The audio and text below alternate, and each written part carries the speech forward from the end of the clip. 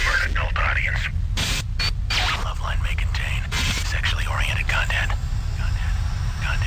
Listener discretion is advised. Go. Adam Carolla and Dr. Drew. Loveline, coast to coast. Hey, it's Loveline. Dr. Drew here. The phone number 1-800-LOVE-191. Tonight's guest, Heidi Fleiss. She's rejoining us tonight in spite of the nefarious experience we had last time when we made references to LAPD and their interesting habits and had to form a retraction. And all that will come up, I'm sure, tonight when Heidi gets here. Heidi is running late. Adam is running late. So she's actually, I'm sorry, Drew, she's out front. She's waiting for a publicist to get money so she can pay for the cab. So she's sitting in the cab out front. Fantastic. Yeah. That adds a sort of an extra layer of reality here. We must be really cool, right, as a radio show? Dude, we are so cool. Yeah, I guess so. Despite Adam. He'll be here in just a second. And in the meantime, I want to just go to some calls. So here we go. This is Lauren, 20. Hello. Hey, Lauren, what's going on? Oh, just a lot. All right, let's go. I was with a guy for 3 years. Yeah. Off and on, a little rocky. He'd cheated on me a couple of times, and we thought we were over that. And then, I guess around September, we went about a month and a half without talking, and I cheated on him. All right. And then... What kind of relationship is that, by the way, where you don't speak for 6 weeks? That's when I just knew it was over completely. Oh. Hey, Lauren, I'm going to interrupt you for 1 second. Heidi just got in here. That's fine. Did you pay the cabbie? You're here. Heidi, over here. All right. You all right?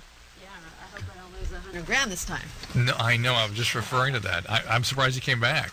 Here, wait, hang on. We're actually on the air right now. Oh, we are? We are, indeed. I'm trying to shut his cell Put this phone on. There you go. Hey, Dr. Drew, what's Hey, Heidi, happening? how are you? Good to see you. Good to see you. So, yeah, why don't we relive the experience that you went through last time you were here? Oh, you know... Or can you? Of course. Nick Broomfield was promoting that documentary he did on me, The Hollywood Madam. Yeah. And I really didn't want to come that night. I was in a bad mood. I was going through a lot of troubles. And you seemed great, though. I mean, you were pleasant. But some people were offended by what I said, and I got in big trouble. That's awful. $100,000. It'll be a long time before I see that. Oh, my God. And it's a long line.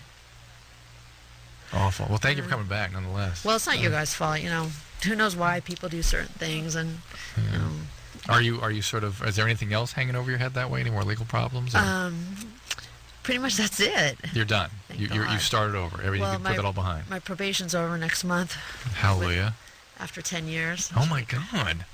And life is good now, or? Oh yeah, this is pandering, publishing. It's my passion. Is it? How about you still do the Heidi Wear stuff? Oh yeah. Yeah, but I have 6 other titles, books coming out in the next 2 years. Fantastic. And you'll like them, Dr. Drew. 2 are self-help books. Excellent. What do you call that, pandering, though?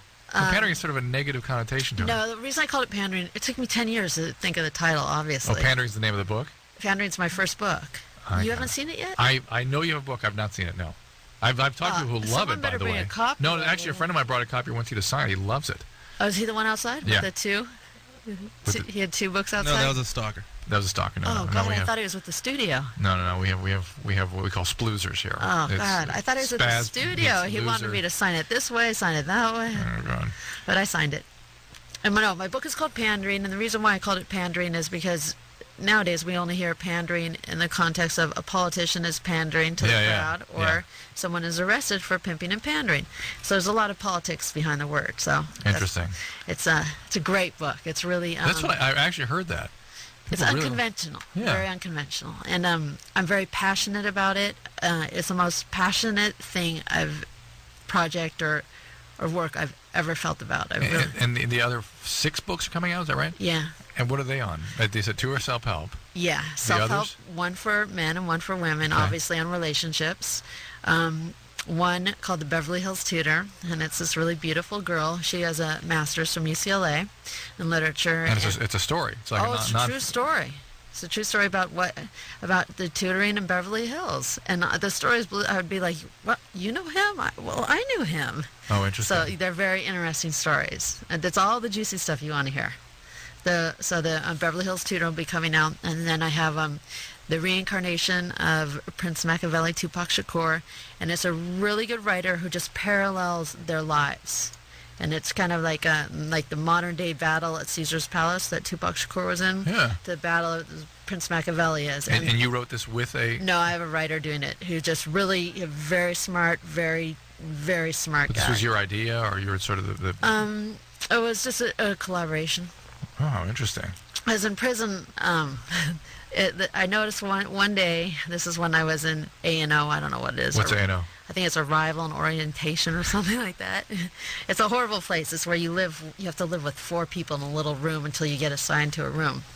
But I noticed this one girl every night, she'd reach under her bunk and had like this special velvet fabric. I don't know where she got it or where it came from. And then she would open this fabric up and take out this book, and it was photos of Tupac Shakur. Oh, interesting. And she would just like look at them and study them, and then she'd like polish it all back up and put it back. And I noticed that there is definitely a phenomenon about him. And interesting. Then this writer saw. Are you still close with your family of origin? Oh yeah, of course. And you have 5 brothers and sisters? 6 children. I didn't realize that. What are they all doing now? Well, my younger brother, Jesse, he's the youngest in the family. He did the whole layout for my book. Oh, wow. So publishing, what's sort of the spectrum of what they're in? My oldest sister is a veterinarian. My other sister is a social worker.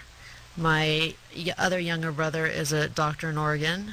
And did I skip anyone? So they're all over the place. They're all kinds of things. So. Yeah. And you're close with them still? Of course. We grew up I was lucky, a blessed childhood. Stability and love, so don't blame the parents. And so, all right, Adam's going to be here in just a second. Let's take some calls in the meantime, shall we? Someone's calling for me? Well, I think they will. So, Lauren, here we are. Okay, where were we? So Lauren has a sort of an abusive on-again, off-again relationship. Guy cheated twice, then she cheated. They speak to each other. One word. They hit you once. Not physically abusive.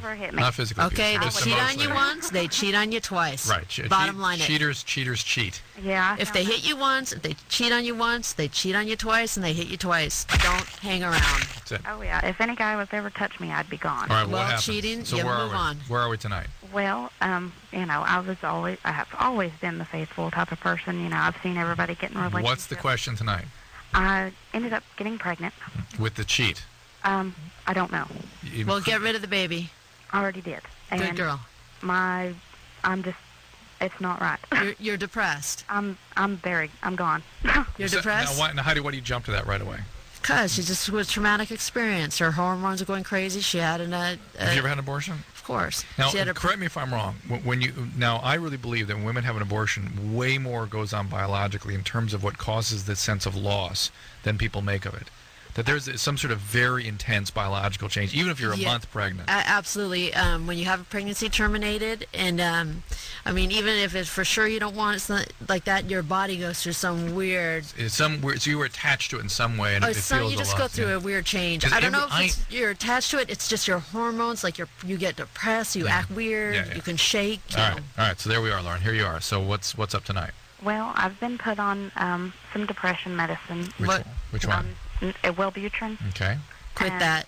For the daytime to help me get going. Start jogging. I just can't get up out of bed. I just don't want to get up. Listen, you understand. You remember the women that put all their kids in the bathtub? Oh, yeah. You're right. That's what happened. Do you have any close friends? Me? Yeah. Yeah, that was another problem. My best friend, her baby, my goddaughter, was 21 months old, and she died a week after I had my abortion. So a crib death? No, she went in. She had Down syndrome. Oh, she's down. She went in for an eye surgery, and it killed her. Okay. All right. Listen. So you were asking about what? How to deal with the depression? Yeah. I'm seeing a psychiatrist and a psychologist, but it just doesn't seem like it's working. How old are you again? 20. Right. Oh, come on. You got the whole world out there. You got to pull yourself together. Well, and sometimes, as you've mentioned, Heidi, the biological changes of pregnancy are so profound that you can't do it. It's just the biology kicks in. But look, depression is completely treatable with medication. You should be able to find something that works for you. You should stay with the psychiatrist and keep working on this. You should expect remission of your symptoms. You really should. But also listen to this. If you're depressed, you must change something in your life, or else you will stay depressed. You got to change something. Get up, take a walk around the block. Just change one thing, or else you're going to stay in the same cycle. That's good advice. This is Brittany, 19. Yeah. Hi. First of all, I absolutely love you and Adam. I watched your show when it was on MTV. Is that Dr. Drew or me? I was talking to Dr. Drew. She likes Heidi, too. What about Heidi? Was she chopped liver? I love Heidi. I'm kidding. I love Heidi. No, actually, I always thought that your story was really interesting. And, yeah. But, no, I've learned pretty much everything about sex from Loveline. So. Thank you. Well, yeah. Thanks, and Adam. all the right things, too. Good. So, yeah. Hey, Adam. Brittany loves you, and she learned everything she knows about sex from you and me. Good. Brittany, I agree. They're a great combination of yin and yang. Good cop, bad cop. Yeah, Adam's got the humor and Drew's got the sense. So. The sense. Yeah. If you're talking about change, then he's got sense. A sense of humor. Hey, he's got some zingers in on you, so. All right, so Brittany, what's up now? Okay. All right, I'm a virgin. Yeah. And I have. 19. I'm 19. Okay. Wow. But I have had. I've given oral sex. I've never received it. Mm-hmm. But Good girl. see, I masturbate on a regular basis. Excellent. Or I used to. It's just not. I don't get off anymore. You don't have orgasms. No. What's changed? I have no clue. You masturbate with your hand or toys? Hand. I don't have enough money for toys. We thinking that she The desensitized herself? Hitachi magic wand, $20. Yeah. Never lets you down. Put you right to bed. When you use it as much as Heidi, right? It's pennies an hour. Is what it works out to be, right? It pays for itself. Yes. Have you started any medication? No. Vitamins or herbs? Why don't like you that? try and have real sex? Well, see, that's what I was gonna ask. See, I wanted to know if I had sex, is it because I want to, or is it because I'm trying to compensate for, Maybe what's lacking is sort of that emotional connectedness that some women need in order to function sexually. Maybe, if you find an intimate, some women do. If you find an not Heidi, but if you find an intimate connection, maybe that would get things going again. Well, why are you still a virgin at the ripe old age of 19? Are you saving it for that blessed wedding day? No, actually, I'm saving it because this town is full of idiots. Oh, I get it. And most of them have either HIV or, STDs. Or, Oh, well, then stick with the masturbation. yeah. Most of the town has HIV. What town is this? Yeah, we want to know not to go there. Okay, we had a blood drive, and they did drug tests and sexual disease tests, and, I think 74% of the high school and whoever came were HIV positive. Did they do that movie Kids out of there? Wait a minute. Where are you? Palestine. Bakersfield. Where are you? I'm in Texas. Where in Texas? That's a big state. Palestine. East Texas. It's 74% of the high schoolers aren't HIV positive. Only 4 Not kids showed everybody. up, or IV drug using. Why don't you move to a different town? And Well, see, I am. In about a month, I'm going to move to Dallas. aren't you going to college and everything? Not yet. I was taking a year off. Okay, I had to take care of my grandmother. So, Well, go to a different school where there's hot, sexy guys. Get out of there. Right, Adam? Yeah. I'm right. still reeling from the 74% HIV. There's no way that's accurate. Of Not course unless not. 3 people went. Heidi, hold your ears for a second. But true, whenever you ask for a woman about size or aspect ratio or any numbers or any statistics, it's always screwed. It's all left up, isn't it? I like the crazy statistics. It's not the number so much; it's the estimating part. You know what I'm saying? Yeah. I like the Bakersfield Well, that's why they comment. can't do the parking. We can't do the parallel parking. The ability to That's estimate. right. No depth perception, women. There we go. All right, this is George is 21. George. Hello? Hey. Hey, how's it going? Good. Hey, my question is, I think my girl's cheating on me, and I'm just curious as to, what I should look for. I've already seen a couple different things, and... Like what? Well, this one's the most recent. I just found this out today. She went to the doctors, and she might have genital warts. How long have you been with her? It's been almost a year now, 8 or 10 months. So she may have contracted that before you, or maybe she got it from you. No, I've never shown that I have. Yeah, you don't have to see them. You could still carry the virus. Do you care if she's cheating? Oh, yeah, I do. What's the other evidence? What makes you think? Well, when I first started dating her, she used to get up on my roommate a lot. It's Heidi. Heidi's still... Got to ring twice before you make the move? Unacceptable. Jesus Christ. I tried to set it up before I came in. She's got like a fireman's flak coat on. I mean, she's got I was out in the rain. 4 layers of clothing. You drive a All right. $120,000 car and it gets a flat tire over a pebble. Sir, you know what? Have you asked the girl if she's cheating on you? Oh, yeah, and she denies it up and down. I mean, and so what is the evidence? What makes you believe she's doing this? well, along with her trying to do stuff with my roommate, I mean, she didn't like actually do anything, but she flirted, and then she swore up and down she was just playing. She has cheated on me before. According to her, she said all she did was fool around with this. All right, hold on. Shut Heidi's mic off, would you? She's Okay, digging I'm through done. her purse. Christ, it's like Mr. Whoopi's closet here. yeah. And furthermore, what $120,000 car are you driving, Heidi? It was the president calling. What car? I'd shut it Well, off. he wants to know what the car is you drive. It's a Carrera 4, a brand new one. Now, wait. She's cheated on you. She's flirted with the roommate. Why are you That's Heidi, an wait a minute. $80,000 car. That's not 120. when you make the payments? All right. Oh, when you're done, yeah, if you do it on time. Hey, but Heidi, you said cheaters cheat. It's not Yeah. that's just not in reference to men. Women, it's the same thing. Of course. Yeah, But so I want to find out why is he or she knows that she has cheated in the past. why is he with her though? I mean, Yeah. why are you still with her if you know that she has this type of behavior? Adam. I guess I loved her. No. Adam, why? Tell her why. Listen, $80,000, maybe 77 sticker on that Carrera 4. You know what I'm saying? At 120, you're getting into the turbo range. That's all I'm saying. I'll sell it right now. It has a flat tire. It only has 9,000 miles So on it. educate Heidi. Why is George with his cheating girlfriend? Oh, I don't know. He's guess. naive. No, You're- whatever. He can't do any better. She's right. she's Stuck hot. on it. Right. You're there you stuck go. on it. No, He's the numbers, schlubby. the numbers She's taking don't advantage match. of him. Exactly. There you go. Sorry, George, but that's Don't the buy her a Porsche. And, confront her on it and either decide if you're going to put up with this or not. But you're not going to change her in all probability. Drew, Yeah. what are we doing? Winding down at the Are we beginning going of to the another show? I'm more just making I questions? want to see if you want to hassle Heidi anymore. Or I'll talk to the dude. No. I want to talk to Heidi for a little What's bit. going on, Adam? What's happening, Heidi? Just life is good. I have a publishing company now. I have my book out, Pandering. I have some other titles coming out. I was telling Dr. Drew about it, why you were late. Is all the court stuff behind you? I get off my probation next month, and that'll be 10 years of legal problems over and done with in a new chapter. Really? So how? And I don't want to go back and relive everything. We but went through the 100,000 I lost on the show. This show last time Right. she visited us. That was excellent. Yeah, that was great. I Good love times. that. Good times. Could have bought half that car you're driving. but what about Just like? this one thing that's totally unrelated to that case is just that in today's world, if you call someone a lesbian or question their sexuality, I mean, I don't think it's a crime to be gay. No. I mean, they promote like gay and lesbian officers, and Is that what you got in trouble for? I don't want to make any comment towards that thing at all. But Yeah, it was something like that. I don't see how anything, if it's not a crime to be gay or be perceived as being called gay, it's not a criminal act. I mean, I wasn't gay. I went to prison. I might have experienced some lesbian acts, and now Really? In prison. yes, but now I'm back to there's no lesbian acts going on. Is that You're a rampant? lesbian.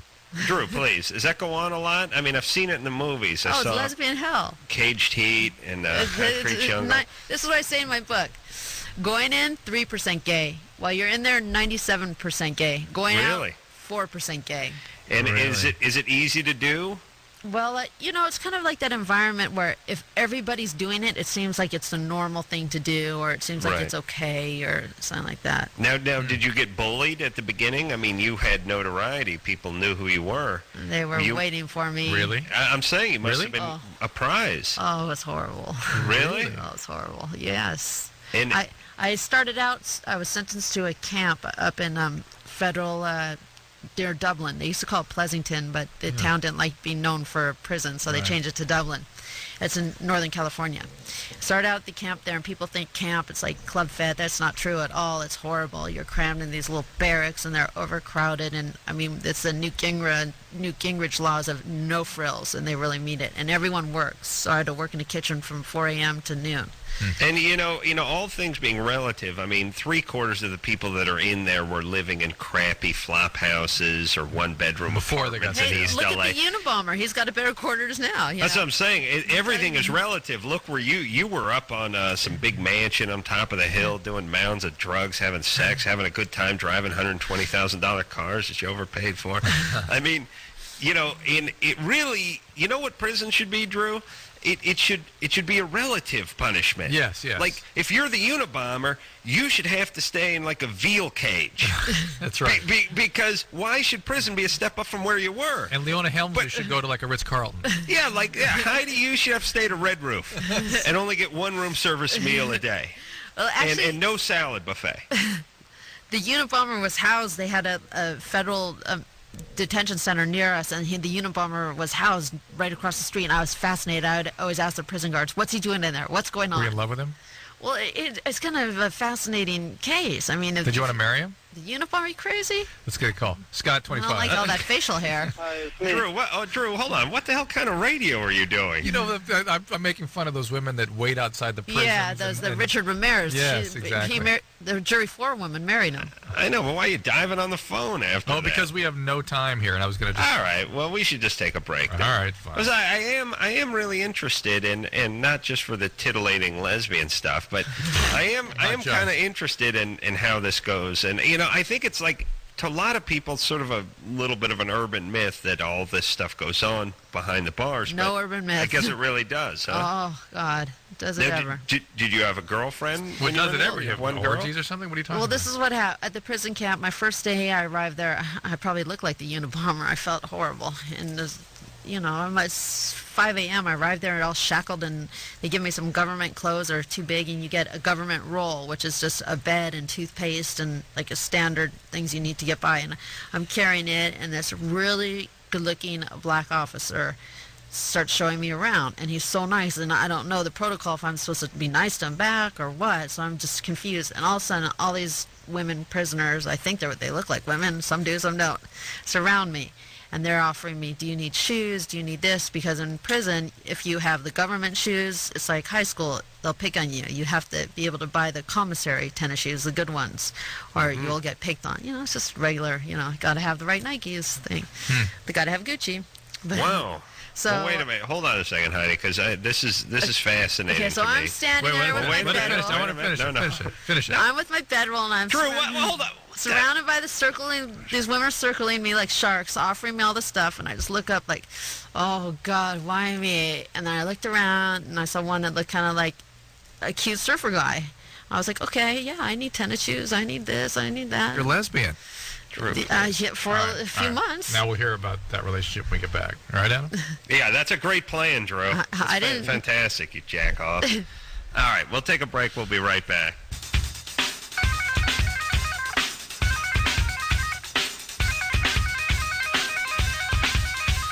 Hey, everybody, it's Loveline. I'm Adam. That is Dr. Drew. Phone number 1-800-LOVE-191. I'm over here at Jimmy Kimmel Live in Hollywood. Heidi Fleiss is with Dr. Drew over in Culver City. And now, Heidi, I don't know what are you plugging anything? Oh, yeah. Oh, yeah. It's sitting in front of me here.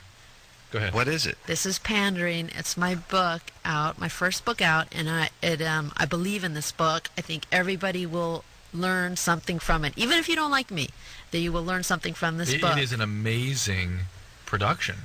You got to see this thing. It's sort of like this. It's set up like a picture book. Like what do you call these things? I call it. To me, it's just like a piece of art. No, but it's like somebody's picture, like their diary or something. And it's set up that way. Each page has got a bunch of pictures sort of posted in it, a bunch of sort of interesting. Well, when I got out of prison, I had to see how the world had changed, and I saw that I've been an avid reader my whole life, but people don't read a whole lot, so I had to gear my book towards the X and Y generation with it very visual, very smart, very concise, and then very powerful. Now, Heidi, weren't people coming at you with book deals left and right? Oh, back in the day? I put one in the book there for $3 million that I turned down in 1993. And why did you turn those down back then? Because they wanted me to write their kind of book, not my kind of book.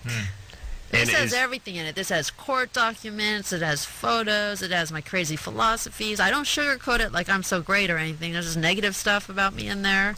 Is there any naming or black book or any of that maybe stuff? Between the lines there may be something in there. I don't know, but I just think it's a great book. It's about life and things that we all experience. Well, tell them what we were just talking about in the break. We were sort of worrying about the world situation. Well, this book addresses everything that we go through in life: age, beauty, love, hate, deception, betrayal, loyalty, Hollywood, and also teaches you just to enjoy every moment right here, right now, and don't let the bigger picture, like everyone's so worried about war and this and that, which they should worry about, but you can't do anything about it, so just enjoy every moment while you can. And if you talk about the LAPD, just don't do it in public radio. Never. And what about the famous black book? Did that ever exist? There's pages of it here. It's in here. There's some of the FBI. The FBI, the whole black book story is all in pandering. It's really. It is. All right. And where is this black book? Do you still have it? It gives the whole story about my business. In the black book, it says, even I put the search warrant in here, and it says I ran my business by voice recognition. That means no black book ever existed. Is that true? Of course, my business. My clients were my friends, and they knew me, and I knew them. And maybe I did have a book with names and numbers, but really, I mean, it wasn't. There's no big secret book that just gets passed around to run a big sex business. It's just myth. All right. Now we were left off. She was telling us about the surfer chick that she met. Yeah. Yeah, she was surrounded by prisoners. We're going back to prison days. Surrounded by prisoners. Okay, so I date this surfer chick, if you want to call her chick. She looked like a cute guy, and I was like, I didn't touch her, but I was like, oh, okay, that's good. And after a few months, I told her, don't ever think of contacting me out in the real world, and she freaked out. Why? Because what am I going to do with her? I don't need any sex toy. She was falling in love with you? Is that what was happening? I don't know. She was like an airplane mechanic for TWA or something like that. And what was she in for? Drugs? Yeah, like a 30-year sentence. Or something. She's still there? I don't know where she is. Oh. So I don't want to know. So was the surfer girl? She got. I didn't touch her. So she started vandalizing the prison after I told her don't contact me. She just. But you became friends or something, or what? Well, how did she get so involved with you that freaked her out?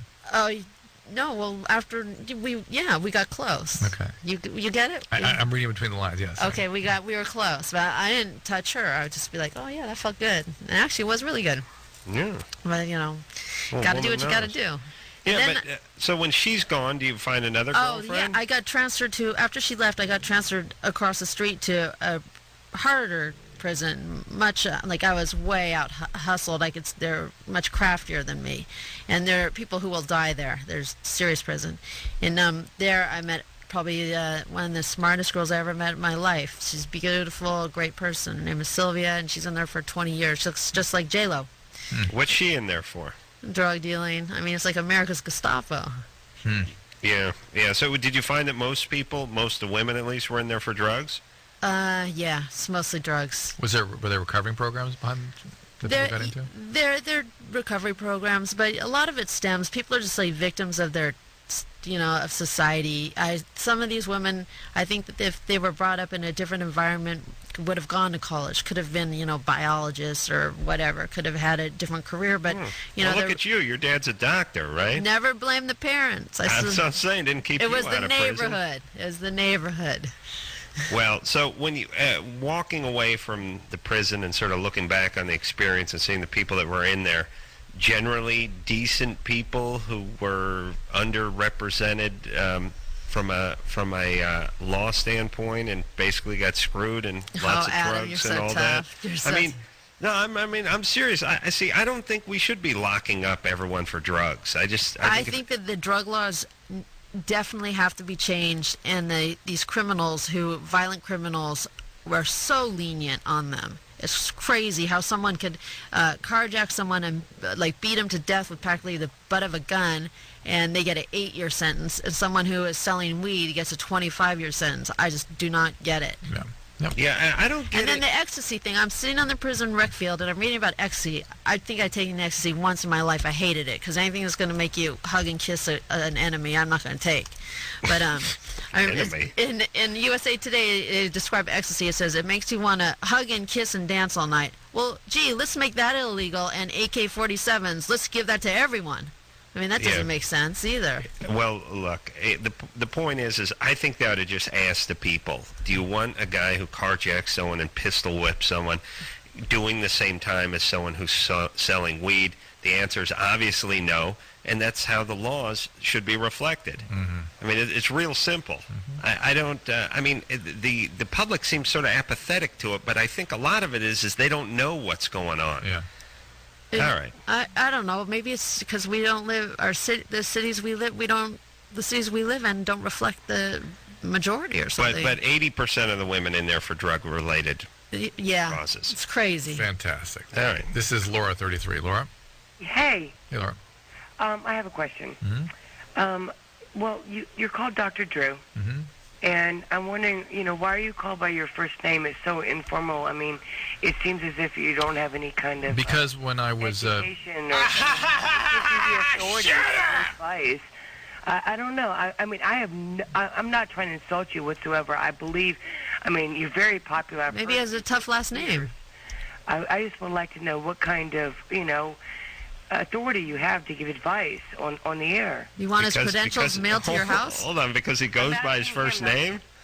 Is that because he goes by his first name? Well, no, not only that, but I just want to know, why he's giving advice. I mean, where's his college professor? Okay. Let's bring him in there and see if he is really a doctor. Well, are you ready? Are you ready? I mean, he's on the air and he's not, necessarily, in practice. If he's a doctor, and I was wondering, Okay. Laura, will you let me speak? Yeah, sure. Okay. I'm an internist. I taught internal medicine. Then I became director of medicine at a psychiatric hospital for 10 years. I became an addictionologist. I run a large addiction recovery program at a freestanding psychiatric hospital, and I practice internal medicine every day. Wow. And he's got a very busy schedule. The reason I use my first name is when I started doing radio 20 years ago, I thought I was doing community service. I did it for free for 10 years, and I didn't want anyone to think I was trying to develop a practice or use the radio to put my name out there. So no one even knew I did it, so I didn't use my last name. In the world, I was do anything on outside? In the world, what do you mean? I practice other than radio for money. I practice medicine every day, like I said, and I run a large addiction recovery program. Okay. And in the world, I'm Dr. Pinsky. On the radio, I use something totally different. It's two different. And Laura, you understand? Hold on, Screwball. Listen, first off, we're going to figure out what kind of drugs you're on in a second. But secondly, he starts the show at 10 o'clock at night. Well, my drug that I'm on is lack of sex. Right? Shut up. Is it that impossible to believe? You want that to have sex with Dr. Drew? I mean, what's going on? Well, I can't get my old man to have a heart on. I don't know. I mean, he's on painkillers constantly. All right, so he needs to get into recovery from the opiates. He's an opiate addict. Viagra. What do you know? You're just a love doctor. Back pain. He's got, Laura, he's doing the shots in his back and everything. Is the neighbor cute? Wait a minute, Laura, you've got to listen to me. Okay. I run a recovery program, and one of the most common addictions we treat is addiction to oral pain medication for people who have chronic back pain. And magically their back pain goes away when we treat their opiate addiction. And unless you treat that opiate addiction, nothing is going to change. Well, why is his doctor shooting, stuff into his spine? I treat this kind of situation every single day. You've got to get him evaluated by an addictionologist. And is this the reason why he can't get a hard on? Yes. Yeah, okay, baby. You don't have any kids, do you? I have a 16-year-old who gives me a hard time every day. I bet. Yeah. But I bet just about everyone on the planet gives you a hard time. Yeah. All right, Laura, what drugs you into? Speed? Hold on. Laura? Speed? What's your drug? There she is. Laura. I like, alcohol. For marijuana. Yeah, alcohol and pot. Alcohol and pot? Yeah. No speed? No speed. No, this is alcohol and pot. I'm a Gemini. I don't need any speed. Yeah. Oh, no. Listen. He's a Gemini. Listen, I'm a Gemini. And I need like 4 pots of coffee before I can get my pants up. Are you kidding me? Oh, please, these people. What's wrong with everyone? They need their kids taken away from them. They all I'm have a kids. Gemini. I can't believe she's this. so You high. have to take tests for everything else. What about kids? Scott, 25. Yeah, hi. I had a question for Heidi. Yep. Oh, no. Oh, no. You're such a beautiful woman. What made you want to get into this?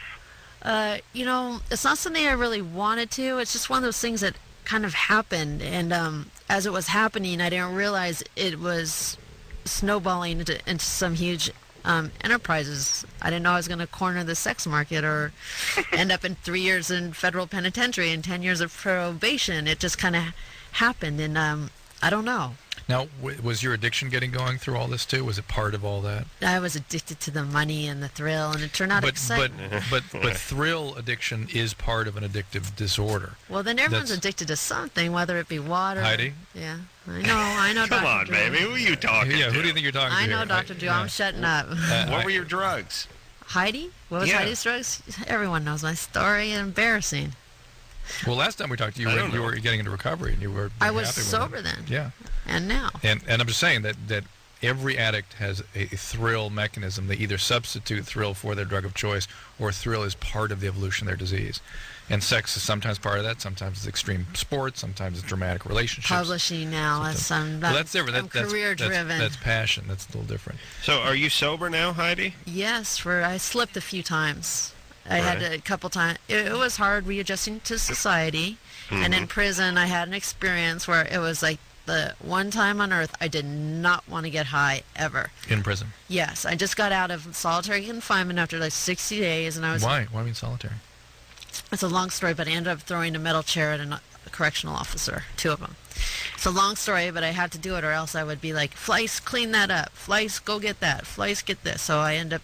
And it's sad, but that you have to do those kind of things to show yourself. So. But wasn't solitary worse than being the boy? No. True. Wait a minute. No, I really would have been. I hate to use this, but like a punk to everybody. Yeah, to everybody, not just the officers, but to everybody. If you didn't throw the chair, or if you didn't do an the officer drugs? was ordering. No, the drugs from later was ordering me to move some. It's in my book. I don't want to bore you guys, but it was ordering. Yeah, it's not boring. Fleiss, move these lockers. Move these lockers. And I was trying to explain to her, the barracks are symmetrical. The reason why the locker was moved was because of ants, and she wouldn't let me talk. Every time I talked, she'd say, Fleiss, I'm getting direct order, and there's about 5 other inmates behind her laughing. So finally I said, do you want these chairs moved? And I want the lockers moved. There are lockers. I just grabbed 2 of the metal chairs, that's standard. I grabbed them and I just threw them right over her head. First one. On top of her head? Over. And what was solitary like? Oh, God, it's very introspective. You see God? Well, put it this way. At night, you're exhausted from doing nothing. Wow. Really? And so how does it work? You have just a small room.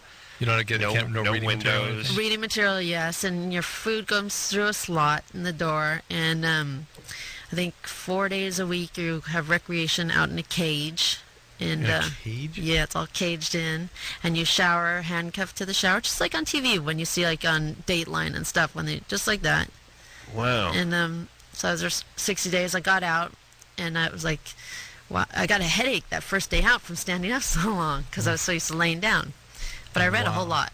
Interesting. And you did drugs when you got out? This is what happened. Like when I was in solitary, I could peek on the prison yard and see the prisoners. So I saw like the slickster girls and these girls, and people were some girls were getting into trouble just to come into the unit I was in just to meet me. And I was like, great, Wow. That's really thrilling. And then so when I got out, these little slickster girls, I was with maybe 4 of them. Hung out with them. They're like, Heidi, come here, come with us. And they took me a little part of the prison where no one else could see.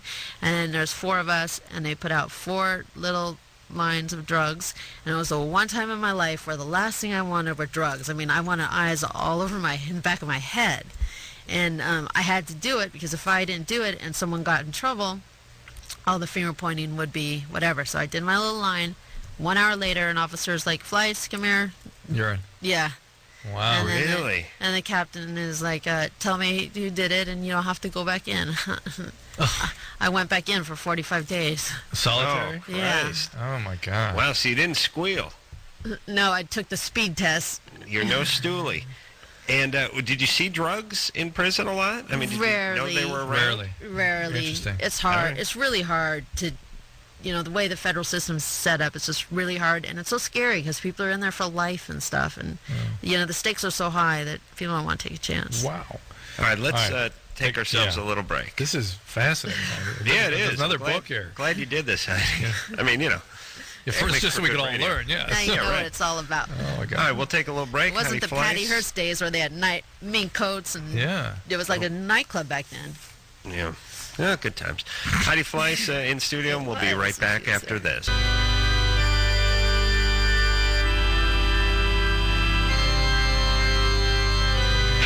Hey, everybody. It's the Loveline. I'm Adam Carolla. That is Dr. Drew. Phone number 1-800-LOVE-191. Heidi Fleiss is in studio tonight. I'm over here at Jimmy Kimmel Live. And the book is called Pandering. She's actually signing it right now for someone. Yeah. Did you bring more than one book? This is a friend of mine who's a professor at the business school. Brought it over for her to sign at USC. So. Why don't you leave one for me if you got? She didn't bring them. Did you bring some for us? I didn't have any. It's Why Heidi didn't you Fleiss, have nothing any? for free.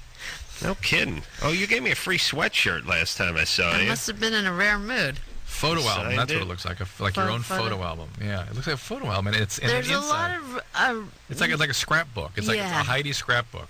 And believe it or not, I throw everything away, and I had maybe 2 boxes of stuff, and everything fit in perfectly. Wow, that's interesting. And it's just... it has interviews with former employees or... co-worker. I don't know how to. Girls that worked with me. You keeping up with any of them? No, I'm really into the publishing, and we met the one, Adam. Remember that? Mm-hmm. What was her name? Did she really work for me? She said she did. She said she could do stuff with her feet to a guy. Then I don't think. I mean, when I was in prison, I'd be jogging around the rec field, and I'd hear, coming up next, Heidi Fleiss is #1 girl. Yeah. And then I would have my brother, off the internet, email me photos and a bio, and I've never even heard of the people. Wow. And some of them looked older than my mother. And I'm like, what, they worked from when I was 2? You know? Yeah, well, maybe they meant like they were your nanny or something. All right, Drew, you got a call over there? All right, let's take Juan, 22. Juan? Hi, Drew? Yeah, Juan. I got this question about that crazy skin disease that's going around. They call it the antibacterial resistant supervirus. I live an hour north of San Francisco. Wait. Is that the flesh-eating bacterial? Something like that. They said first it was just going around in the gay community, but now there's speculation that it could be bioterrorism or whatever. I've not heard about this, so Really? tell me more. They've been talking about it up here a lot, especially around work or you go to school or just it's actually really word of mouth now. But I've been hearing about it. You can get it from casual contact, like handshakes. Or You probably just have a rash. I don't know, but they say there's been a couple cases, and the people have been going to the doctor and they can't get treated for it. They try different medicines. Why do you think you have it? I don't think I have it. I'm just worried about getting it because I live so close to the city. Oh, don't worry about a problem that doesn't exist. Yeah, I don't know. I wonder if it's one of the resistant streps that are out there right now. There's a number of bacteria that have... Look, the fact is we use way too many antibiotics in this country, and as a result, we're creating super strains of bacteria. And we're going to get into problems with infections that can't be easily or even adequately treated with antibiotics. So it's probably just another one of those resistant drugs. Go by pandering. That'll give yourself some entertainment. All right, this is Heather, 26. Heather? Hi. Hey. How are you? We're good. What's going on? I have a question for you. Yeah. I had a rather difficult childhood. Yeah. And there was a lot of abuse from my brother. Are you a stripper? No. Not sexual abuse, it's physical abuse by the brother, right? Okay. Yes. All right. Physical and verbal abuse from my brother. And kind of absentee parents. And I just got a letter in the mail the other day from my brother kind of owning up to all the things that he did, or not really all the things but admitting that he was really bad to me when we were young. And I don't know how to deal with that. I don't know what to do with it, you mean? Yeah, I don't know. I mean, I have been in therapy before to deal with my issues with him because... You're under no obligation to respond to that letter, okay? He needed to send it, and you got to do what you feel. In other words, don't try to make nice for him just because you want to let him off the hook and sort of relieve his conscience. The fact is, he has to deal with the real consequences of his behaviors. And if part of that consequence is that his sister hates him forever, that's what he has to deal with. How long have you been out of touch with him? It's been very minimal touch, like holidays when we were both back at home, or weddings or special events. Just focus on yourself. I haven't had a real conversation with him in, I would say, 5 years. How severe was the abuse? It was pretty severe as far as I was concerned. Physically, as far as like going home after school and having nobody else, there, like no parent figure, and he would just, roughhouse and play awful, and I mean, I guess there was some. What was the worst thing you did? Well, the worst thing I told your interviewer was when I was 11 years old, he stabbed me with a jackknife, and I was in the hospital for 5 days. Oh, big whoop. He's a big boy. What did your parents say about that? Scar every day. Hey, Adam, what are you gonna do? What did your parents say about that? Well, they were absentee. They weren't there. They went to counseling. All right. You know what? I was laid up in the hospital on pain medication. He got to stay with my father, who at that time had cable when my mom didn't. Got to bring his Nintendo and all his video games and got to play while I was sitting there on morphine. All right. Well, the fact is that don't knock morphine, but if I put her on hold.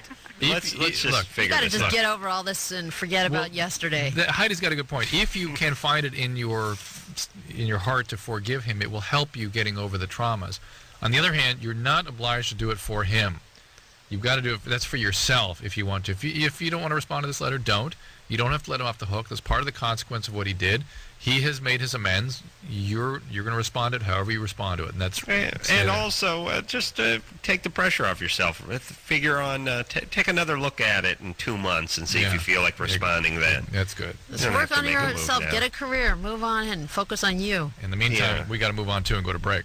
All right, but listen, don't live in the past too much. You know, I never do that. Or you can stab him right back. Yeah, Adam. Just kidding. Well, wait, excuse me. Just kidding. Adam, never live in the past. Yeah, don't worry about your mom. Don't worry about your dad. Don't worry about your absentee parents, your neglect. Mom, I'm so mad at you. I am so mad at you, Mom. You know, Anderson left the mics hot while I called my mom once during a commercial break, and I'll never forgive him. What are you going to do? Let's take a little break. Heidi Fleiss in studio, and we'll be right back after this.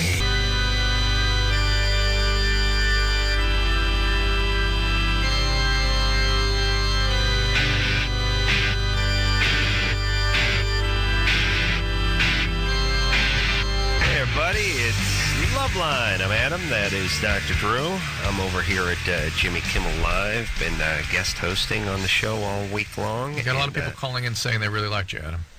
Oh, tonight, you mean? Yeah, just all week, really. Just people happy with the show with you on it. Well, God bless them. Heidi Fleiss is in the studio. Sitting across that'll from, get him through another hour. He'll be good now. All right. Talking to Dr. Drew over there. And the name of the book is Pandering. It's available in all stores, but if you get it off HeidiFleiss.com, you get a free Pandering T-shirt, a beanie, a baby tee, whatever makes you happy. You get your choice. Yes. All right. Well, that sounds like it's worth. Now, how much is the book? $50 book. Still, you figure the beanie alone would be $50. You got to see this book. I wanted to sell it for $85 or even more, but the distributor was like, "No, Heidi." It's encyclopedic. I mean, it's huge. It's very layered. You could open it anywhere, and let me tell you, more entertaining than any hooker can ever be. I just was handed a note that it is on Amazon.com for $32. And what's their shipping? It's $18. I don't know. Yeah, Amazon, they're fine as long as they make a $4 markup. So what are you gonna do? What's their shipping? You might get it in 4 weeks, or they might charge you $10. Oh, it's going to be all dog-eared. Someone will have. No, Amazon's great. When I was in prison, I lived off Amazon books. Really? So when you're in prison, you're able to order a lot of books? 3 books at a time. And did they monitor or censor what books you ordered? Yeah, of course they do. Well, it was weird when I was there because at first, I think Playboy was allowed, and then a law passed where it was banned, and then it came back where Playboy was allowed, and then it was a law passed again where it was banned. Now I'm looking at a picture of her in prison camp, and it's pretty. It's a pretty impressive place. It's just barracks, just Can you cubes. imagine living in those with all those women up there hacking? Now the picture of her having won a sandcastle contest. So what did this woman? What's she in there for? I think some kind of insurance fraud or something. And you went into prison what year? The end of '96. I think the end of September '96. I left, and I got out at the end of September nearly 2000, 99. Oh, so you were in from 96 and change to 2000 and change? I did 3 years. It was just about to the day, maybe a few days over. But the whole thing broke loose at what year? 1993. I was arrested. I see. So the big thing. Took 3 years to actually get behind bars. Yeah, my blessed 3 years. Was the bulk of your time from like tax evasion, or what was the bulk of the that's time? what they got me on. Like Al Capone went down. You know, you could rape, rob, and steal, but do not mess with Uncle Sam. Drew? And who was the one who was your beach? They have the pictures of some of the prisoners in here. Who was your beach girl? Oh, I don't have a picture of the beach girl. And they have the Spice Girls of federal prison I here. named them that because they look all like. I mean, they look like models. They look all all done up. Really? So a lot of attractive women in prison, huh? Adam, just take that home with you tonight.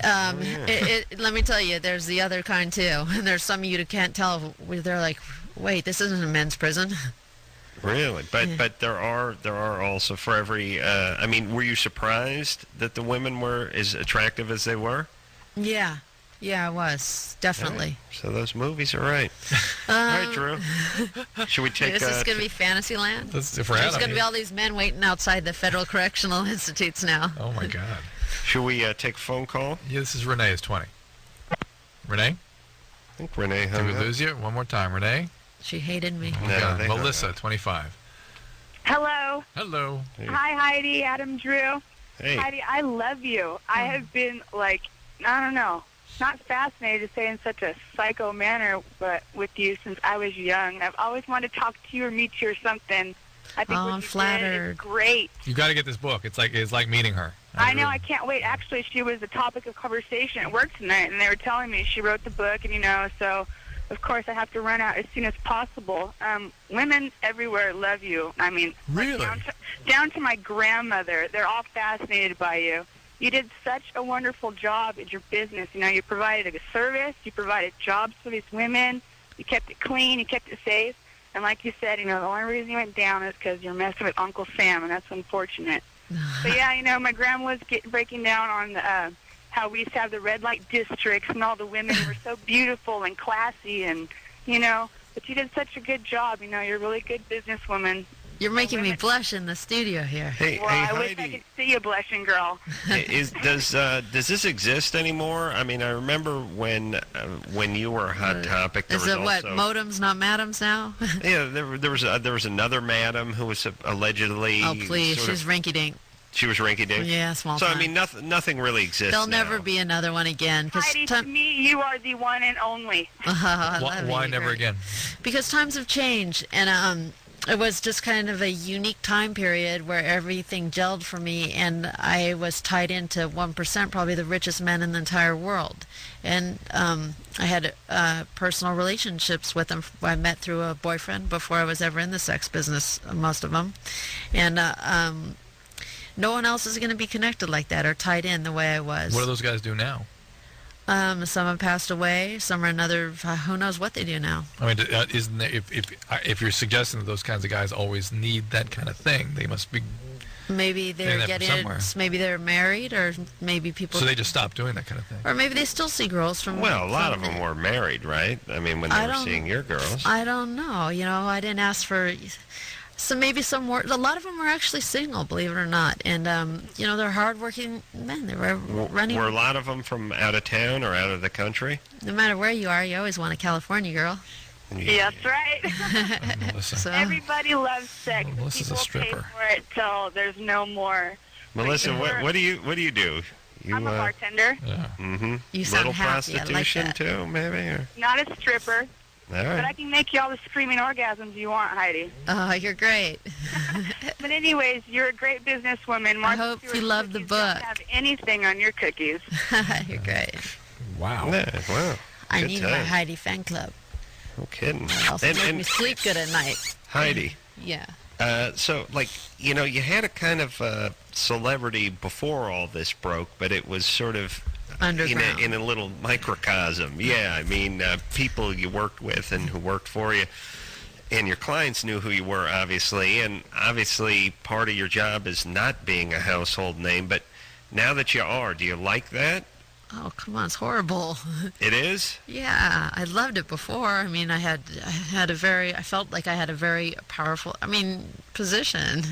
Right, but you don't like this kind of notoriety that you have now? Well, Adam, I don't get the commercials like you do. I don't get the free. I don't get the endorsements. I don't get the free products. Yeah, you can't be a talking menu for Burger King. I mean, it's only because like Adam phone get that. cards or whatever he is. How dare you Sprint. attack my art, Drew? I'm not doing all of it. Adam, you get all you get the benefits that go with the household name. I'm like the Bible prostitution on the Jerry Springer show. Not anymore. So it's like I'm the publisher. You have a name, but it's a name that people don't want associated with their product or what Not have for you. long. I mean, All right, what's then. Apple? Think different. I'm waiting for them to call me. That's your good ad. All right, well, let's keep rolling along here. And by the way, Heidi, let me ask you this. There are all these celebrity shows now, this Surreal House. Yeah. And, have they contacted you? Oh, yeah, does please. anyone... These My mole ego shows. is so big, there is no way I would ever do anything like that. Right, but has That'd be anybody ever... Oh, yeah, they approached wanted you? me to box someone for, I don't know. They went out, Fox offered $100,000 if I would do it. Really? 100 grand? Something like that. And I was like, I'll box Mike Tyson or an IRS agent. That's about it. I don't believe in fighting. Just Tyson, though, huh?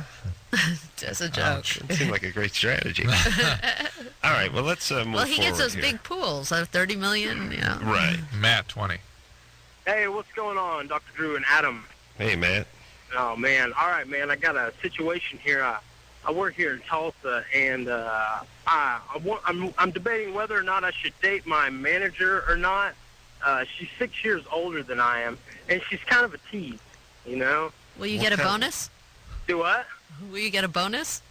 Well, I don't think so, because, I'm friends, she just moved here from out of state, and so she doesn't have a lot of friends here.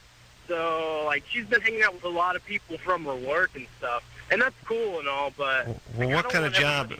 What kind of job is it? It's in a restaurant, actually. How do you know she likes you? Well, she'll come up, we'll be working together, and, she'll brush up against me, or, I'll be like, oh, I need a table, I need to get busy. And she'll be like, oh, yeah, she's like, I like the sound of that. She's like, well, let's, go, or something. And then, but, I can't, I can't take her seriously.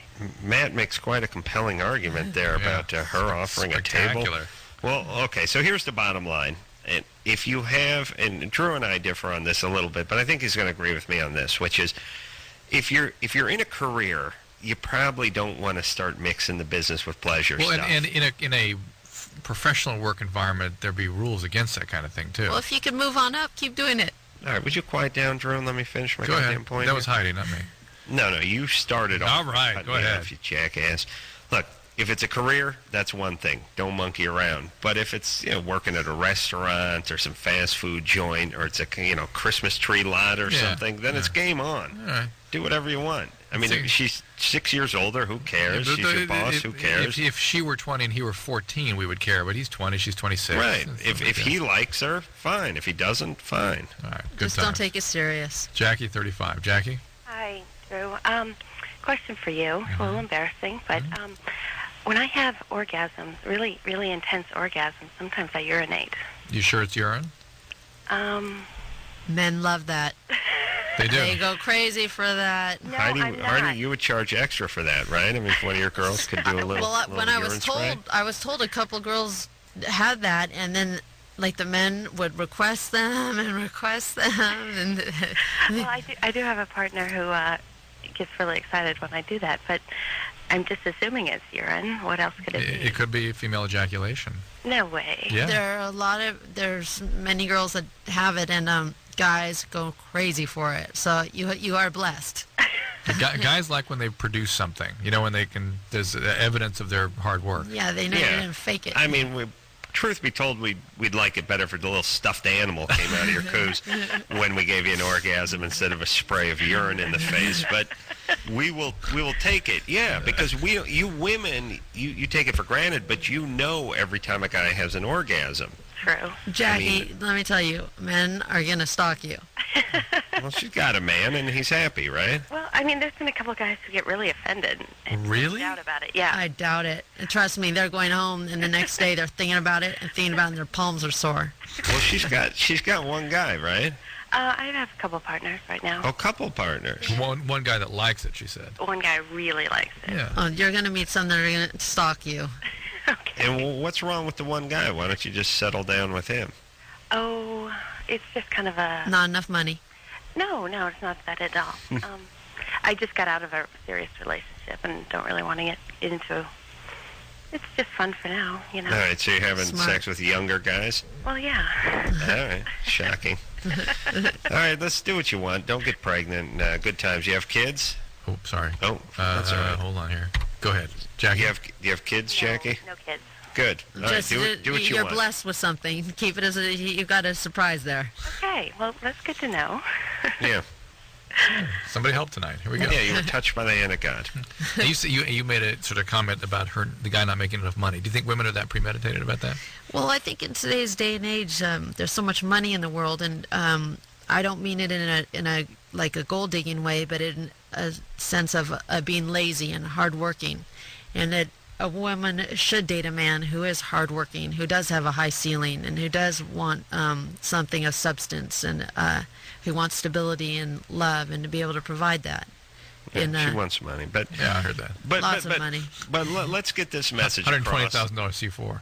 And I think Heidi will agree with this, which is men always say that women are attracted to money, but I always say they're attracted to the qualities that make the money, the outgoing, dynamic qualities, the sort of 100%. mover and shakers, right? Yeah, that's why you see what a guy looks like and then what the girl looks like. I mean, absolutely what you said is on the money. I mean, sometimes, a guy looks not like, Stone Phillips, Dateline. Sure. They don't look like him at all, and but they have the most beautiful girl on earth with them. Yeah, but I'm saying I'm she's agreeing not with there you. for his money. She's there for the reasons he makes the money. Right, the dynamics of what makes him inside. Mm-hmm. Right. All right. Is everybody on the same page? Yes. Yeah, we're on the same page. Okay. It's like women are very attracted, and this is why I always think they're attracted. You got to look at it this way: women are very attracted to men who are on stage, who are celebrities, who are comedians, who are performers, because they see a guy doing what he wants to do. They love to see a guy who has a plan, who has some dream or muse, and he's going after it. They literally have difficulty sort of separating that from the appearance. The package becomes attractive. He becomes hot. Now, for guys, if there's a female comedian who's hysterical and she's a 7, and there's a chick in the audience who's just slugging down Mai Tais and laughing, and she's a 9, we would rather be with the chick in the audience. Yeah, it's the easy We're smart score. that way. No, not the easy score issue. No, it's just the whole dynamic stuff women doesn't are looking turn for guys this. on. They're looking for stability and support, stability, someone, role model, example, someone. They're looking for almost like a 911, someone they can always count on. I mean, very few women out there are just like, hello, haven't you ever heard of a one-night stand? But right. I fall in that category sometimes. Really? Used to. Not anymore. You got some making up to do. not anymore. But women are looking for stability. It's like that's what they want out of a man. And if a man can't provide that, they're going to move on or always have their eye out for something else. Mm-hmm. All right, you got a call there, Drew? I do. It's Dan, 17. Dan? Hi, my name is Dan. I've been writing a book, and I went to a boarding school, and I was just wondering if there are any contact numbers that I can do to publish this book. No. You're asking Heidi, right? Yeah, this is for Heidi. What about it, Heidi? I mean, you're getting into publishing now. Is it an interesting story about boarding school? Yes, I do. I lived there for 2.5 years. Okay, email me. Heidi at HeidiWare.com. Heidi, how do you spell your name? Heidi, just like the Walt Disney Heidi. Yeah, and then at? HeidiWare.com. At where? HeidiWare.com? WEAR, Heidi Ware. Oh, Heidi Ware. Yeah, and buy a shirt there while you're at it. Yeah, by pandering. So HeidiWare.com? Yes, yeah. HeidiWare.com. You should buy the book, see the style of books we put out. Okay, this is Greg, 34. Greg? Yeah. What's up? Go right ahead, you're on. Oh, outstanding. Well, I was hoping that you guys could get a handle on something I just found out about my girlfriend. We'd been dating for about, and I like your show, and thanks for putting me on. Thanks. We'd been dating for about 2 years, and we had a pretty normal relationship. We have sex not real often, and it's pretty straightforward. And I just found out that a number of years ago, well, I'm guessing a number of years ago, I don't know exactly when, she was in pornography. I got this... Well, every man wants a girl, they want to... Well, how did you find out? I got this kind of slimy magazine with a bunch of lesbians in it, and there's a picture of her, right there. And you got excited. Pardon? Did you get excited seeing that? It freaked him out. It's mixed.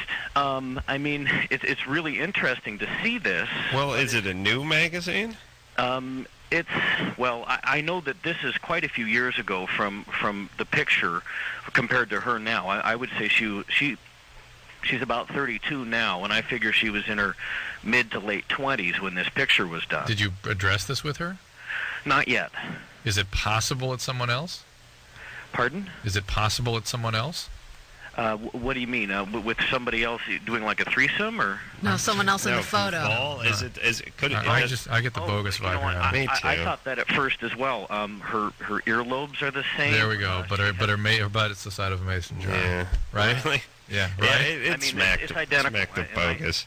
Yeah. I sat down and identified some of the tan lines, birthmarks. Well, look at every man wants a stripper, a hooker, a porno star. So you have a dream girl. Well, no, hold on. Not every guy wants a porn star. In the bedroom.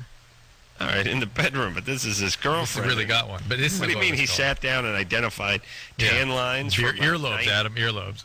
Earlobes and tan lines from 1991. Yeah, that's ridiculous. What? Are you born with tan lines, Drew? You're a doctor. No, I can't say you are. But how do you know this was bogus? Because first of all, it was empty. There was nothing there. Yeah, but he was also an empty guy. But he was rolling toward. He was rolling. He was, he was building towards something. He kept building. What's the part where he gets a magazine with a 10-year-old spread in it? Why does he say a slimy magazine and then his girlfriend or wife?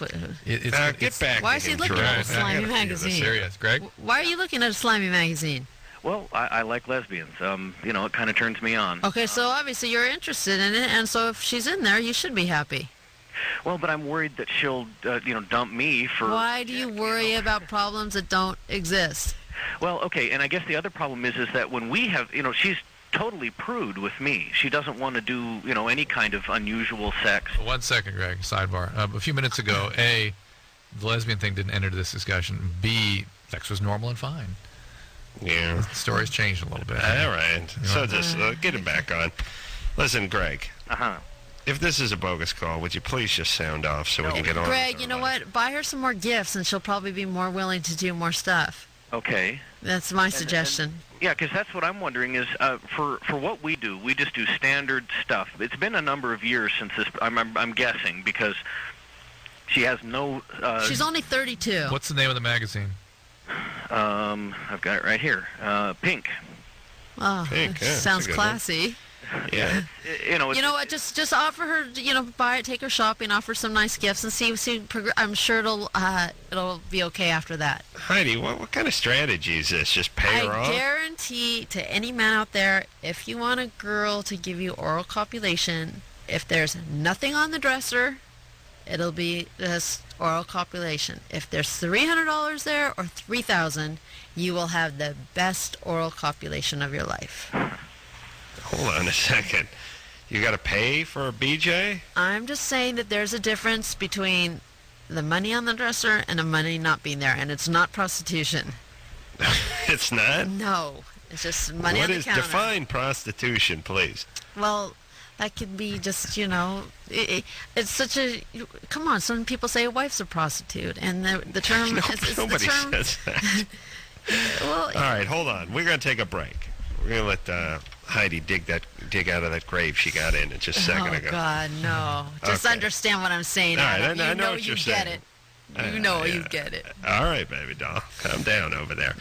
Now, look, we were no help to Greg. We assumed it was a bogus call. I don't know if it was a bogus call or not. Here's the deal. Look, he needs to have a discussion with his girlfriend That's about what right. this is, and he has to decide for himself what it means to him, and they need to develop a new equilibrium in their relationship. It doesn't necessarily mean the end of the relationship. But I know that was a bogus call. Yeah. Okay. All right, Drew. He's Good time. Good time. Slime magazine. Yeah, what are you going to do? Well, Heidi Fleiss over there. I'm over at Jimmy Kimmel Live, and we'll be right back after this. Hey, everybody, it's Loveline. I'm Adam. That's Dr. Drew. I'm over here at Jimmy Kimmel Live. Been guest hosting all week. Got one more day. That's tomorrow. Actually, 2 more days, but 1 more day as far as you know. And Heidi Fleiss is in studio. The book is called Pandering. Drew calls it a masterpiece. Yes, Drew? Mm-hmm. A tour de force. And like you can go on to the website and find that at HeidiWhere.com or HeidiFleiss.com, either one. Did somebody buy your name? Did you have to buy your name back from them? Yeah, I did. How much did it cost? Oh, it's a long story. It was that porno king guy who left the country. Hey, we're getting horrible feedback here. There we go. Oh, you doing? You okay now? Yep. Let's get some calls going, shall we? All right. It's Allie38, a follow-up on something Heidi said.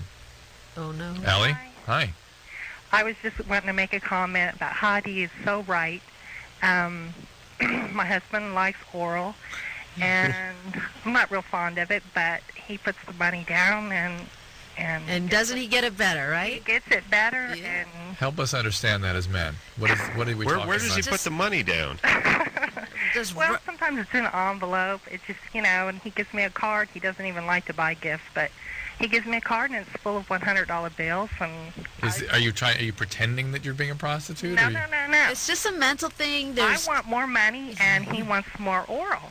You're fat. Drew, please. Drew. I'm glad you understand what I mean. I understand it so much. And it's so hard to explain because men just immediately go, prostitute, whore, hooker. And it's not at all what we're trying to say. What? Help us.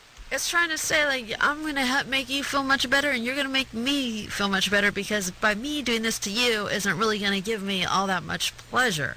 No, he meant help us with a BJ. No. Oh, I'm sorry. How? I mean, for a girl, like, on her hands and knees. What if you were married and shared a bank account? Why would you? What difference would it make? It's a mental thing. It's just maybe the wife goes and spends the money on you. Okay, it's why just not flowers or something else? Flowers die. Flowers die. Diamonds. Diamonds are okay. Flowers. You can put diamonds will do. Diamonds will do. All right. You get the right feel. Diamonds will do. Any kind of giftage. Trips. Yeah. Yeah. Any gift certificates, as long as they're over a certain Starbucks amount. card. No. Okay.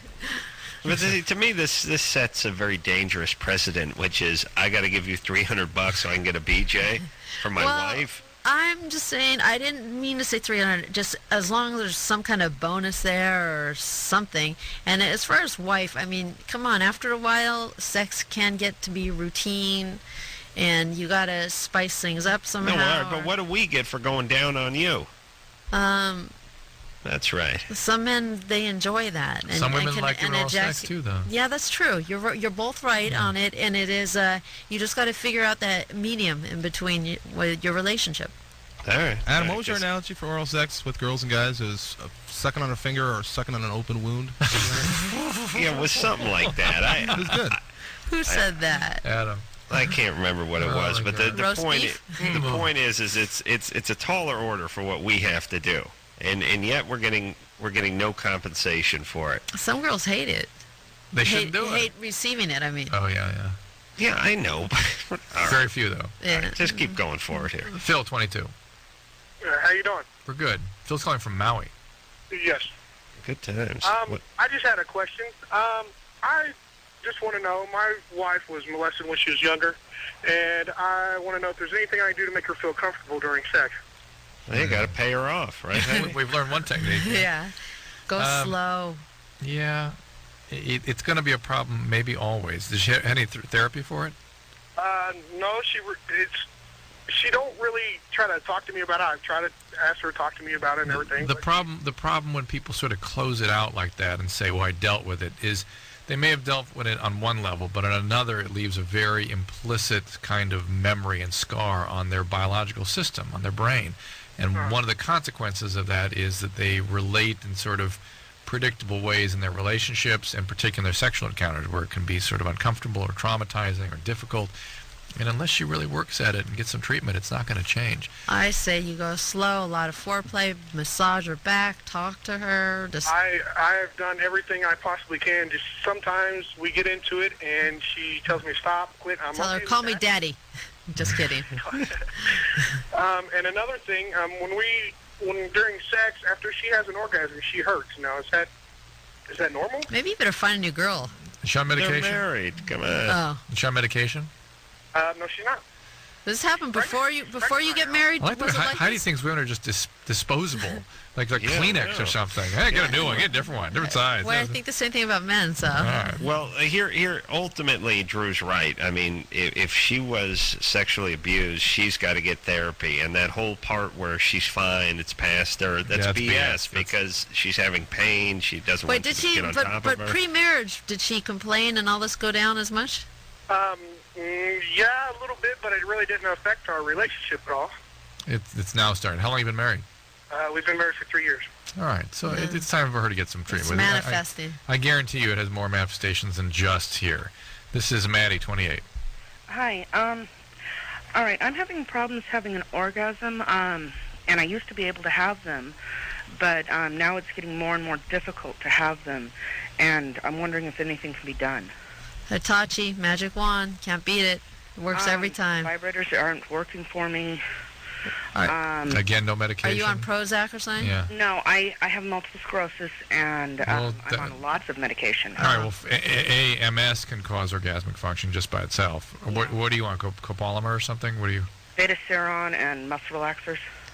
The muscle, which ones? Baclofen? Tegretol, Baclofen, Ultram. Okay, the Ultram will definitely affect your orgasmic function. Mm-hmm. The Robaxin can, or the Baclofen can, rather. But you should try that all-new herbal Viagra gel or something. Okay. Viagra. She has MS, she got brain plaques, and it's gonna. She's concerned about achieving orgasm. Want Viagra gel or some kind of? The Viagra gel just changes blood flow. It's not going to change the sympathetic autonomic tone. Right, there's a special new kind that I'm going to be endorsing that works. Well, what do you do? Oh, for MS patients? No, for orgasms. Yeah, but she has MS. She has the system isn't operating. This special new cream that I'm going to endorse soon, I don't know the name of it yet because I can't remember it, but it's supposed to, if you have MS, you'll still be able to function sexually. How? I don't have all the information with me. No one talked to you about MS, Heidi. What are you, high? No one said anything to you about MS. Hey, I'm endorsing my product. I know, but you don't even know the name of the product. It's something to do with the female genitalia. The Ultram and then the Baclofen can block it as well. So you got to look into this. Talk to the neurologist, all right? Okay. And Heidi, what do you do? Do you rub this on the vulva? The company, I think Ron Jeremy does an infomercial late night. You know it's good. It's got to be good. Then. And then they came out with a women's cream, and it has supposedly some special stuff in it that makes you feel real good during sex. It gives you an extra kick, and they sent me some samples. I'm going to try it out and have some friends try it out and see what I think about it. Here's what it is. I'll tell you exactly what it is. It's just basically mentholatum. It gives you a little tingling. Menthol. Yeah. Oh no, I think there's more to it. This has been scientifically researched. Edgar. Yeah, by Ron Jeremy in a Hawaiian shirt. We'll see. With his pants down. We'll see. I'm going to take this very seriously before I put my name into something. Edgar 18, but you better not say things about severe neurologic diseases because. Well, Drew, if it works on people with MS, it works. By golly.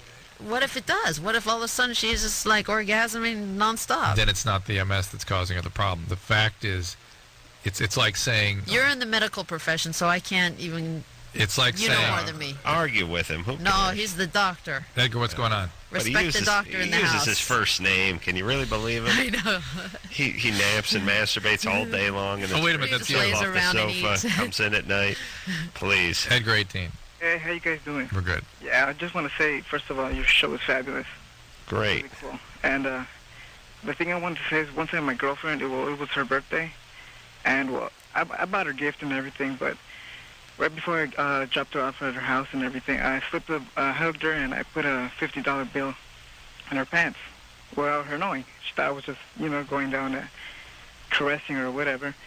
And later she called me up and she got really offended. She said that she didn't need my money. She wasn't with me because of my money, and she got really angry. And that's pretty much it. Yeah. I just wanted to tell Heidi that they're not all like that. Yeah, you're right. That definitely goes against the grain, but it's a different context. It sounds like you were in a new relationship. You see, it's this way to spice things up when things have been going for a while. Yeah. And Heidi's saying $50 ain't enough. Yeah. We sort of struck and a chord especially here. when you're kissing, you don't slide it down the back of the pants there. Here's Brian. Another question about this 20. Brian? Yeah. Hello? Go ahead. I just had a comment on this.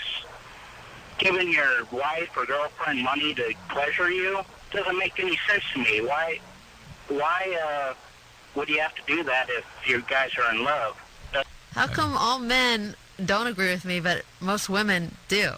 That's where there's some kind of check and balance thing here. We have to, all of us, got to think about. Oh, there's probably women who disagree with this too. I would imagine. They would say, I would never take that. That's horrible. But inside, they want that. Trust and believe They're it. liars, like all women, right? Yeah. Yeah. Lying, rotten. Yeah. Erica, 21. Evil. Hello. Hi, Erica. Hi.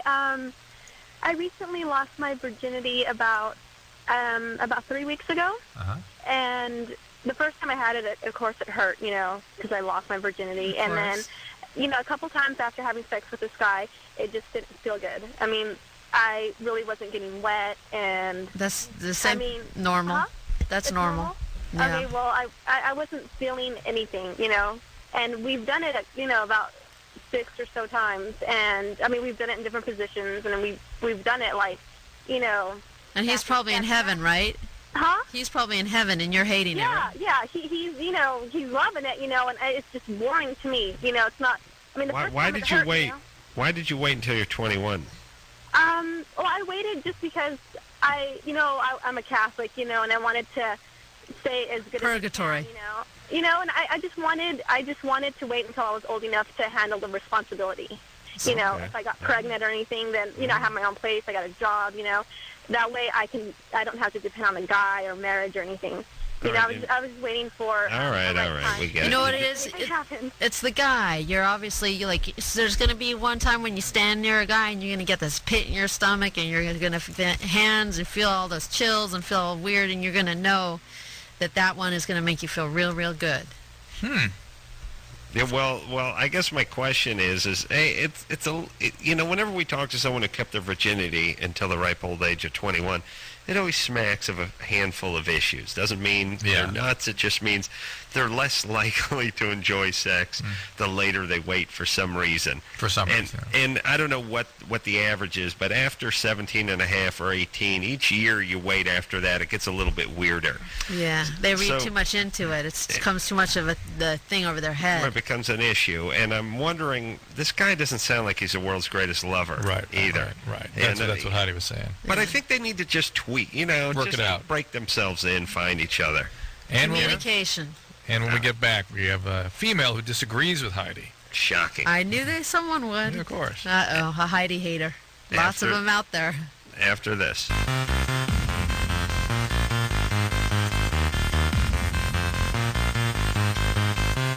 Hey everybody, it's Loveline. I'm Adam. That is Dr. Drew. I'm over here at Jimmy Kimmel Live. Dr. Drew is out at Westwood 2, as we like to call it, sitting with Heidi Fleiss. Name of her book is Pandering, and that is chock full of... yeah, you know what else is good about it? I haven't seen it, but just hearing it described. I love looking at a book that has actual documents and court papers and things like that. You don't have to even read, and you have an experience. It's very factual. I try to back up I do back up everything I say in there. All right. So that is it's available everywhere right now, too. Besides HeidiFleiss.com, you could get it at every bookstore. And if it's not there, email me, and I'll make sure they carry it. Good times. Drew, you got a call? I'm just looking at a picture of a girl that she went to prison with, and she has a little caption that says, "This girl was nearly beaten to death. She was hit repeatedly by another girl swinging a lock inside a sock over nail polish." Isn't that crazy? Nice. She was in the hospital, like a prison hospital, for days. Oh, Jesus Christ. It's crazy. It's it's a whole nother, so antisocial. It's like a little bit of problems readjusting. You're saying being beaten with a lock inside a sock is antisocial? I don't know if I agree with that. I think at home when you fight over the TV channel, that should be the way to whoever, just use a lock and a sock. Right. This is Ann, 20. Ann. Hi, guys. Don't cream me, Ann. No, I won't. First of all, congratulations on your book. I think that's great. Thank you. But the only thing I have an issue with is, the reference to the money on the dresser and all that stuff really bothers me because you have had an abstract lifestyle compared to most average women. And so for you to get on the air and it could be a present. Want that. Mm-hmm. No, You're right. said it could cash. be okay. Cash. It could be. I said diamond earrings were fine. Drew, didn't I say diamond earrings were fine? Diamonds. I don't think most women relate it to, directly to giving a man oral sex at all. I think it's the issue of feeling appreciated by your man, whether it be through gifts or through affection. And if you feel like returning a favor to show him how much you care, great. But just to link that directly, I think. What you're saying is what I mean, and you could be right. But sometimes it's easier to phrase it the way I am than the way you are. But you exactly what you are saying about appreciation and just things. Oh, Heidi, don't back off your point. It is my point, never though. hurt. Cash always helps, but it has to do with appreciation. When a guy does show that he cares about a girl, and so she doesn't have to stress over this or stress over that, or just make her life a little easier. But see, I just don't see the connection just because going to university, I talk to young women all the way up to, in their age 40 all the time, and all they're looking for is a man to treat them with respect. But then when another woman gets on the air and suggests that there's a direct link between, sexual favors and money. Well, I think the money is respect. All right, well, I guess listen. that's where we differ. All right, we're all right, but I'll tell you my technique when I need some oral from the missus. You're famous. I take some nice diamond stud earrings, and I take a nice tennis bracelet, and I put it in a sock, and I swing it around and beat the crap out of her with it until she blows me. Jesus Christ. Are you married, Adam, now? Yeah. Congratulations. I didn't Thanks, know that. baby. I know it breaks your heart, right? I know a lot of people stalking you. There used to be one before I left. No way. Really? Before I left. Stalking him? There were kids that would come into Heidi where they'd ask me all kinds of questions. Why are you asking me? I'm not friendly with them. Wow. That's I wish weird. I got married. All right. Who's next, Drew? This is Patrick, who is 28. Hello? Patrick? Hey, what's up? This is Adam? Yeah. Hey, what's up, Adam? I had a question. Hi, Heidi. What's going on? Hey, actually, I travel a lot, and speaking of the, prostitutions, well, they call it escorts or massage parlors, whatever. I've been going out. I mean, I do that a lot. Well, not a lot, only when I travel because I'm by myself and bored. And of course, and you need company. It's, you know what, if it's for one night or for a lifetime, we can't go through life alone. Companionship is vital. Right. Well, yeah, actually, I don't have a problem with companionship.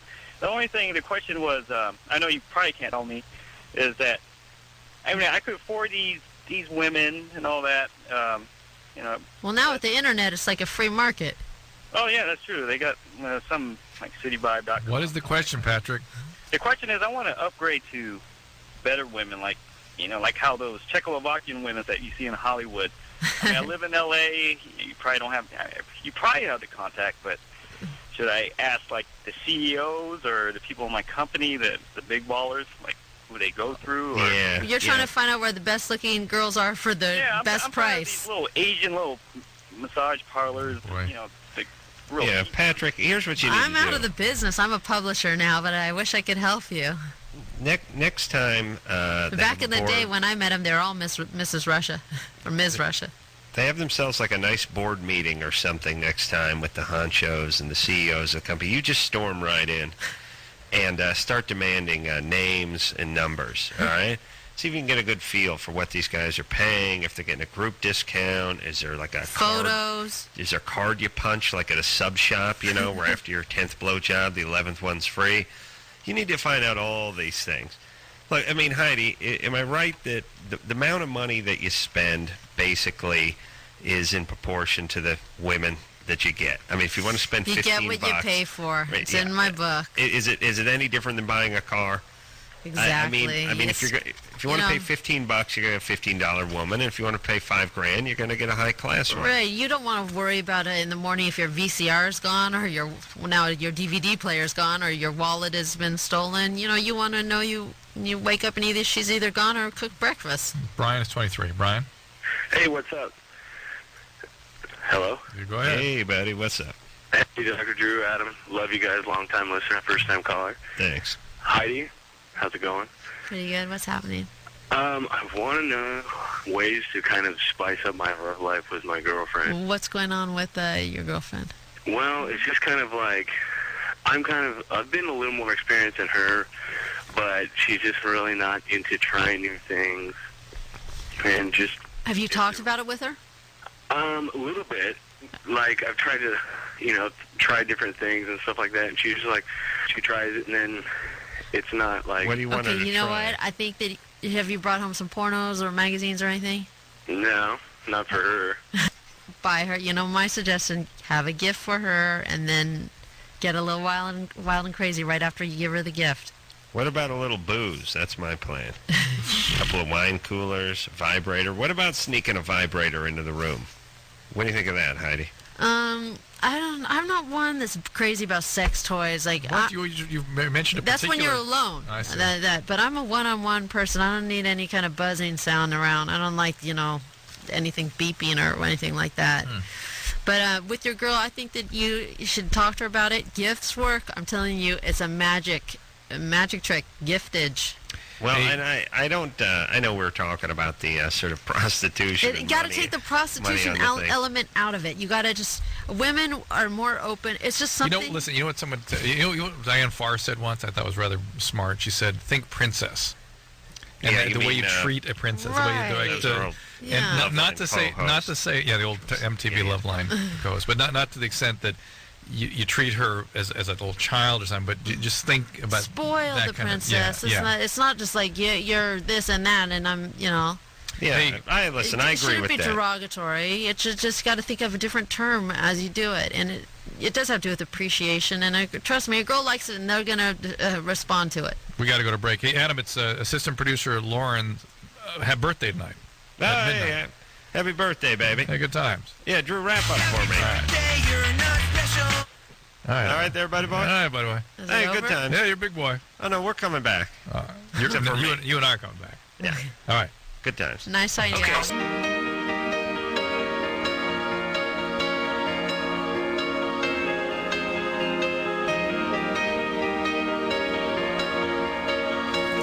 Well, Heidi, that about does it.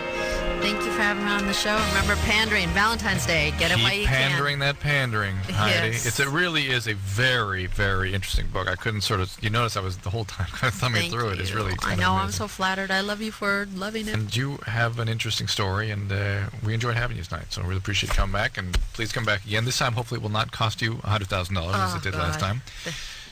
Sex sells. I guess so. All right. Well, this is Dr. Drew then on behalf of Adam Carolla. Tomorrow night, we have The Guide to Picking Up Girls. This is sort of our Valentine's week, and that will cap it off. So this is Dr. Drew saying mahalo. Why are you looking at a slimy magazine? Well, I like lesbians. This has been Loveline. The opinions expressed on this show are not necessarily those of the staff, management, sponsors, or this station. The producer for Loveline is Ann Wilkins Ingold. Loveline is a presentation of Westwood One Entertainment.